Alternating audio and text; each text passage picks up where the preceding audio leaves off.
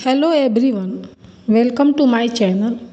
आज हम पढ़ेंगे हिंदी क्लास 12 के चैप्टर 5 से हिंदी काव्य से संकलित जयशंकर प्रसाद द्वारा रचित श्रद्धा मनु, जिसका पार्ट 1 पढ़ा दिया गया है। इस वीडियो में आपको पार्ट 2 देखने को मिलेगा, तो आइए देखते हैं। पार्ट 2 की पहली पंक्ति है, कहा मनु ने नभ धरणी बीच, बना जीवन रहस्य निरुपाय। एक उल्का सा जलता भ्रांत, शून्य में फिरता है असहाय। श्रद्धा की जिज्ञासा को शांत करने के उद्देश्य से मनु अपना परिचय देते हुए कहते हैं कि इस पृथ्वी और आकाश के मध्य भटकता हुआ मेरा जीवन रहस्य बन गया है, जिसका कोई उपाय नहीं है।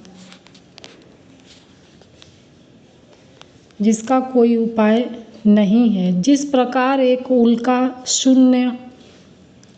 उल्का तारा आकाश में यूं ही भटकता फिरता है, उसी प्रकार मैं इस धरती पर भटक रहा हूँ। अगली पंक्ति है, कौन हो तुम बसंत के दूत, विरस पतझड़ में अति सुकुमार। घन तिमिर में चपला की रेख, तपन में शीतल मंद बयार। मनु श्रद्धा से पूछते हैं कि इतनी सुकुमार बसंत ऋतु के दूत के समान तुम कौन हो। जिस प्रकार पतझड़ के बाद बसंत के आगमन से चारों ओर हरियाली छाने लगती है, उसी प्रकार मेरे नीरस एवं समस्याओं से ग्रस्त इस जीवन में तुम्हारे आगमन ने नई आशाओं का संचार हुआ है।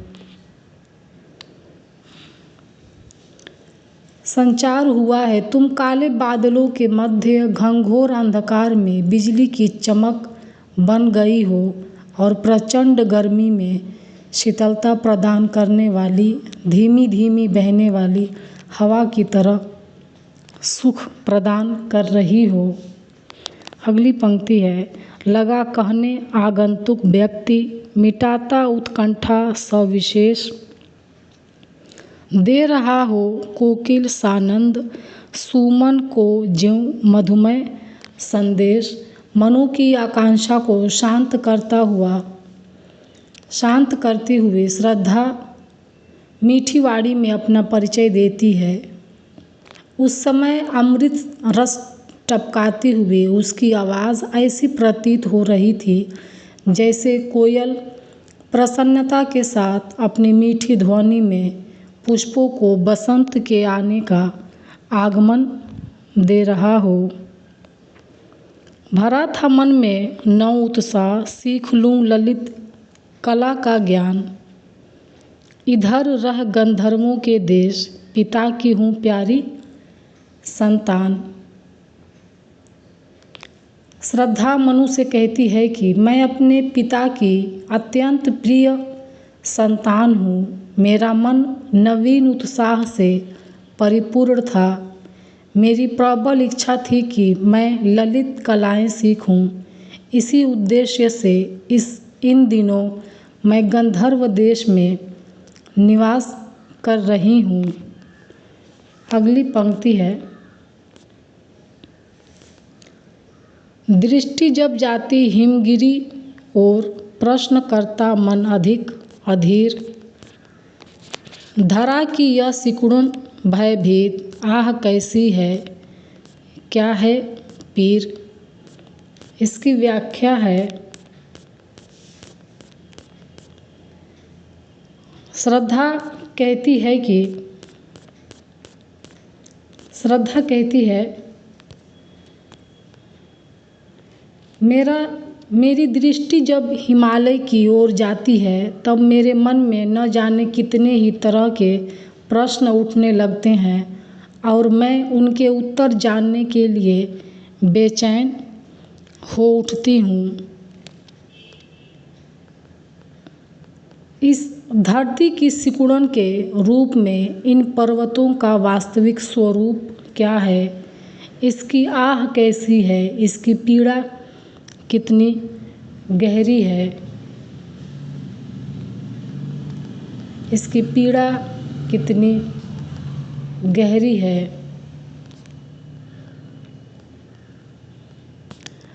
अगली पंक्ति है, बढ़ा मन और चले ये पैर, शैल मालाओं का श्रृंगार, आँख की भूख मिटी यह देख, आह कितना सुंदर संभार।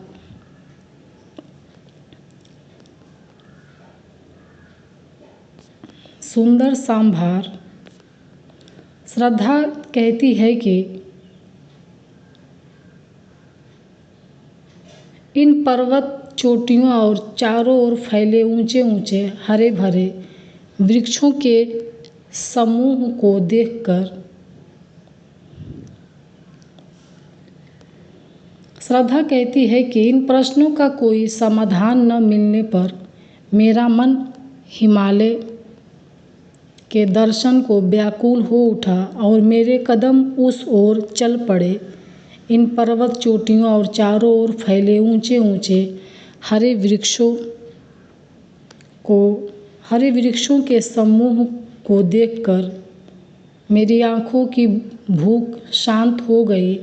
सचमुच सौंदर्य संपन्नता का कितना सुंदर दृश्य है यह पर्वत श्रृंखला।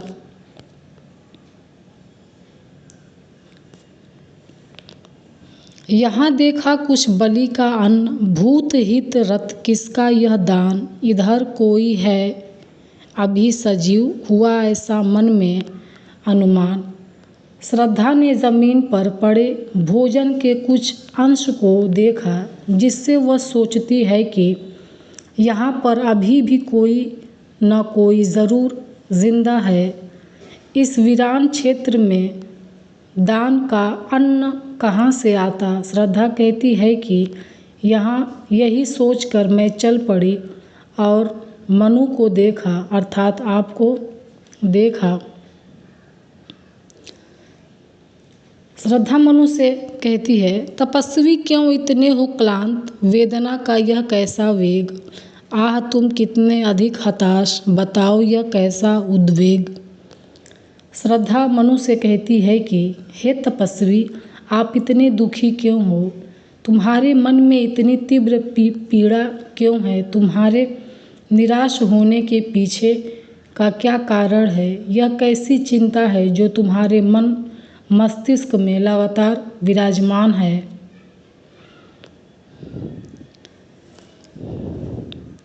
दुख की पिछली रजनी बीच विकसता सुख का नवल प्रभात, एक पर्दा यह झीना नील छिपाए हैं जिसमें सुख गात। श्रद्धा मनु को प्रेरित करते हुए कहती है कि दुख की रात के ही मध्य सुख का नया सवेरा होता है। जिस प्रकार प्रभात का प्रकाश अंधकार के महीन पर्दे में छिपा रहता है, उसी प्रकार सुख भी दुख के महीन आवरण में अर्थात पर्दे में छिपा रहता है। जिसे तुम समझे हो अभिशाप, जगत की ज्वालाओं का मूल, ईश का वह रहस्य वरदान, कभी मत इसको जाओ भूल।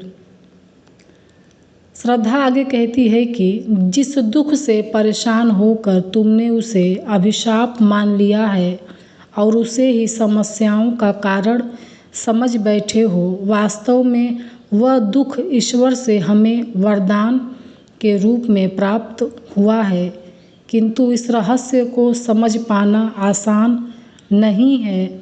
इससे तुम्हें इस बात को याद रखना चाहिए कि दुख रूपी वरदान ही मानव को सुख प्राप्त करने के लिए प्रेरित रहता है।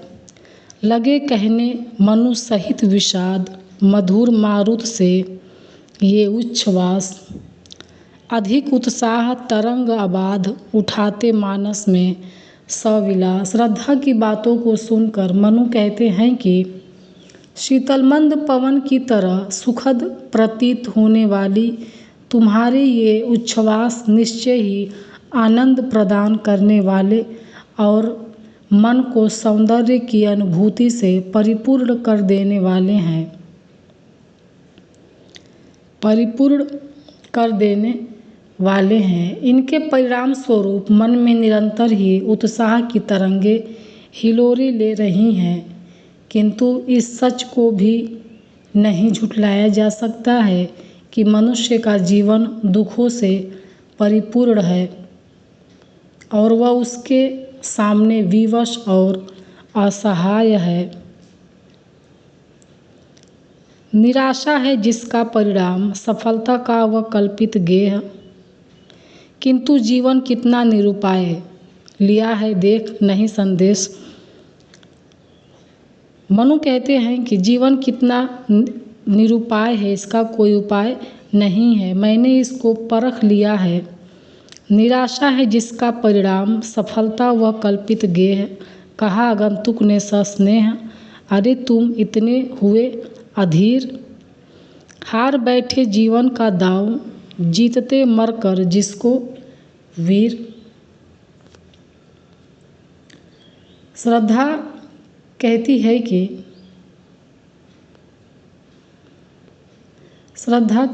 कि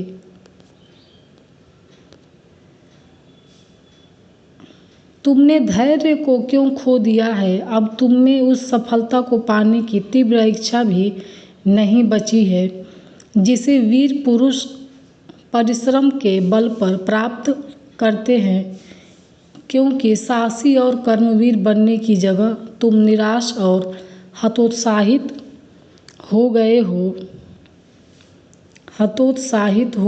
हे तपस्वी, केवल तपस्या ही जीवन का सच नहीं है, उचित नहीं है, क्योंकि बस यही एक जीवन का सत्य नहीं है। तुम जिस करुणा और दीनतापूर्ण दुख की स्थिति में जी रहे हो वह अविलंब ही समाप्त होने वाली है। तप नहीं केवल जीवन सत्य, करुण या क्षणिक दीन अवसाद। श्रद्धा कहती है कि हे तपस्वी, तपस्या ही जीवन का सत्य नहीं है। तुम जिस करुणा और दीनता पूर्ण दुख की स्थिति में जी रहे हो वह अविलंब ही समाप्त होने वाली है। तो ये था श्रद्धा मनु का पार्ट 2। अगर आप लोग को वीडियो पसंद आया हो तो कमेंट सेक्शन में कमेंट करिए, वीडियो को लाइक करिए और मेरे चैनल को सब्सक्राइब करिए। Thank you.